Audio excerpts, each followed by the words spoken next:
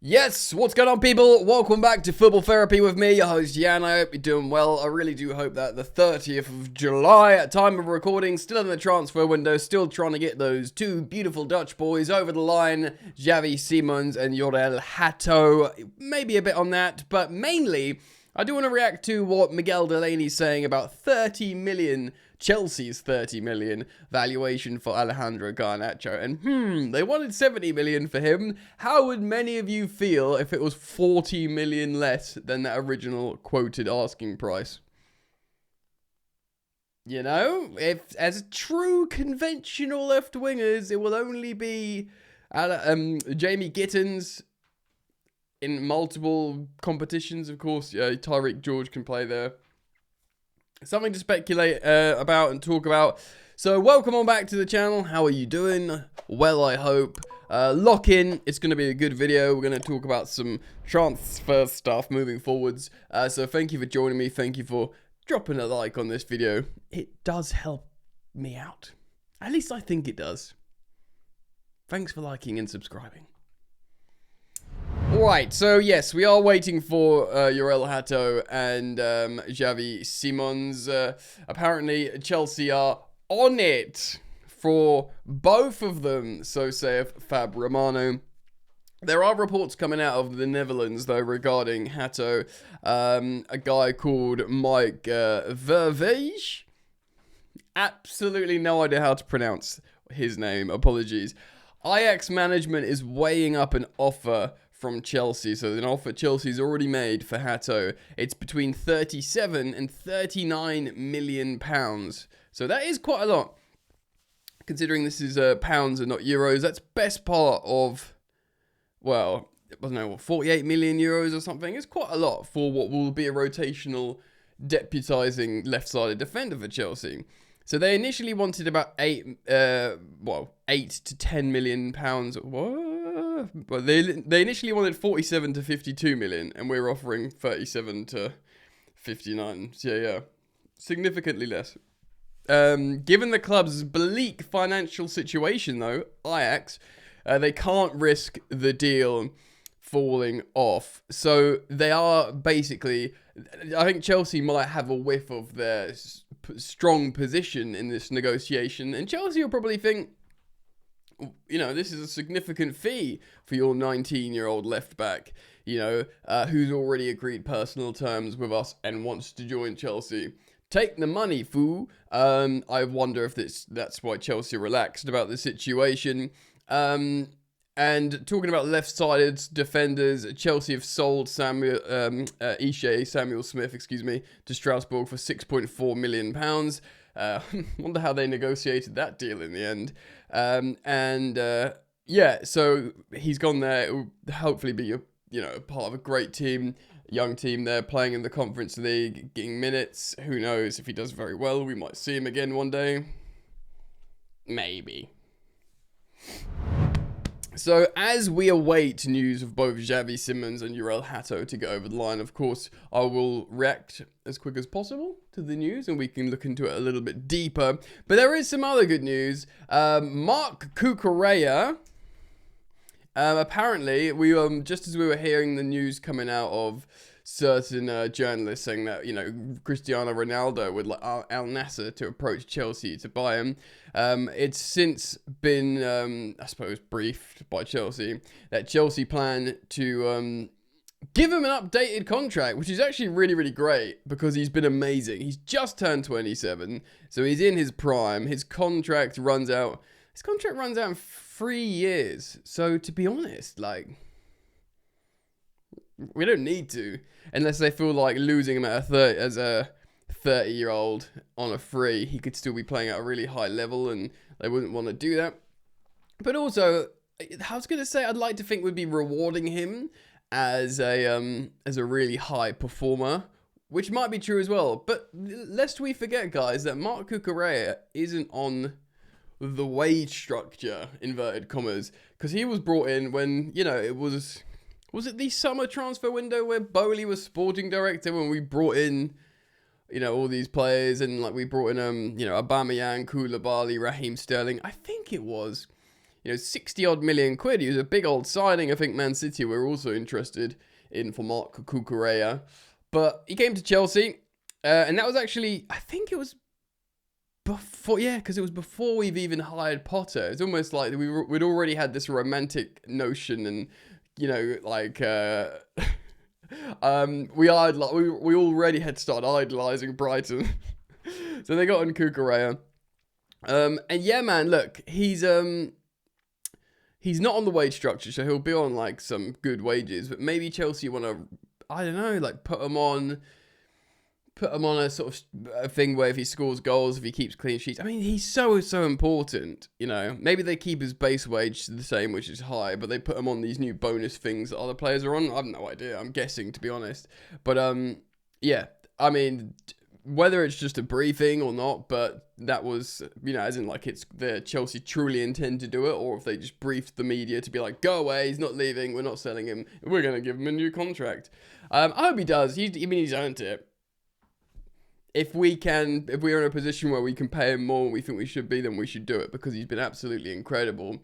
We're signing the aforementioned Uriel Hato because we've been relying on Marc Cucurella in every single ruddy game to play at a really high level, of which he has done. He's delivered there. He's defended well. He's attacked well. On the inside of the pitch, on the outside of the pitch, he's scored goals. He's made goal line clearances. He's literally done it all. He's housed his way into getting players sent off. He's everything you want in a footballer and a defender. So I do hope, he gets a new contract. That'll be great. All right, so we're gonna get into this Garnacho ting. First of all, I'm just quickly citing an article from The Independent from Miguel Delaney, who is the chief football writer of The Independent, and then I'm going to remind you guys a little bit of what we could get in Garnacho and how he could help Chelsea. So Man United have spoken with Chelsea and Villa about Garnacho in terms of deals involving Ollie Watkins and Nicholas Jackson, respectively, going the other way. The Old Trafford hierarchy are trying to find innovative solutions to multiple transfer issues this summer, as Ruben Amorim wants to continue to overhaul the squad while moving players on. They've got like PSR issues they need to, negotiate. So Chelsea's interest in Alejandro Garnacho is long-standing. Boy, don't we know it. But there is one main obstacle as regards to any potential trade. While the Stamford Bridge hierarchy value Nicholas Jackson at £80 million, we can talk about that, they don't want to pay any more than £30 million for Garnacho. Right. First of all, we can, we've spoken about Nico Jackson. I don't think we'll get 80 million quid for him. Even if we've done this to death now in recent videos, even if Chelsea present the data of Hugo Ekitike, of Nicholas Jackson in the last 2 seasons, and Jackson playing at a higher level, they think, we can get this. If Ekitike is going for that, that's what the market dictates. Jackson, in terms of, data delivery profile, he commands more. Of course, Ekitike is the superstar of Frankfurt. Jackson's potentially the 3rd choice striker. Chelsea, of course, would refute that in negotiations. They're either because you've seen a couple of games of Joao Pedro. We're planning on bringing Joao Pedro back to this. It's going to be Nico and Liam going neck and neck for Champions League and Premier League. They're both high. That's what Chelsea will say. Super high profile. You don't know what you're talking about. He's not our 3rd choice striker. We want to keep him. If you want to buy him, you can, but it's going to cost you a lot of money. That will be their position. I don't think 80 million. I think maybe, because of course, if they sell him for 60, they are potentially selling their 3rd choice striker for double the money they bought him for, which is a great business position to be in. Let's be real here. I don't think they'd sell him for as little as 60, but I do think as soon as you get over 60. It becomes this very serious conversation, especially if Nico himself's like, yeah, I'd love to go and start there, please. Like, I'm talking 65 and above. That's what I think. If you get close to 70, I think it's very difficult for Chelsea to say no for that money to Nicholas Jackson. But I did want to speak about Garnacho because £30 million. Chelsea don't want to pay more than £30 million.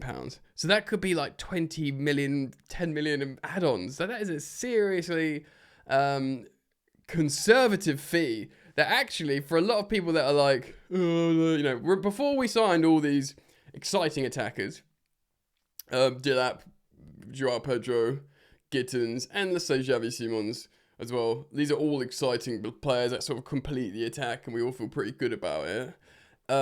Before all this, when we were being linked to Garnacho, because we have been forever, Man United wants £70 million for Garnacho, and we hadn't signed these players. Quite rightly, the majority of Chelsea fans were like, what? But now we've sort of signed all these attackers, and this will, I suppose, be representing backup in Garnacho for that much, for 40% or whatever it is of that original quoted price. You'd be like, we've built our attack, that's not that much money. Maybe Garnacho can make Chelsea better. And that's the question. So let's have a little look at his X value page here. Here he is. He's only 21 and he's been around for a few seasons now. So despite being really young, he's very experienced. He's a one-to-one explorer, which is, the classic style of wide player Maresca wants. As you can see, he has played a bit on the right, but he will be predominantly on the left, which I suppose would be deputising for Jamie Gittins, who's actually younger than Garnacho. Jamie Gittins, who he himself has over 100 appearances for Dortmund and played in the Champions League a lot. So, there would be an argument that they will be the two options on the left-hand side. I want to show you this athletic stats stuff here. So this is per 90. Okay. So he sprints, basically. Sprinting distance, he's in the 97th percentile. He sprints over, is that meter? Yeah, over 300 meters per 90. He's very strong for accelerations and sprints overall. In possession, he's incredibly, incredibly good. So basically, radically, if you're looking for a player that helps you in transition, he's the 100th percentile for sprints in possession.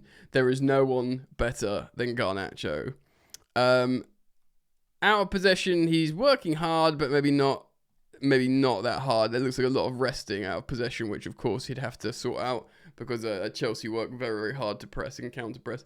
But that 100th percentile in possession for sprinting is wild. And even if you're like, okay, we want to play in possession, well, it is in possession, but we're not, looking to hit people on the break fast, then maybe you're not thinking, okay, well, Garnacho might not be the guy. But to have him as an option, as a £30 million second choice option, could be an absolute weapon.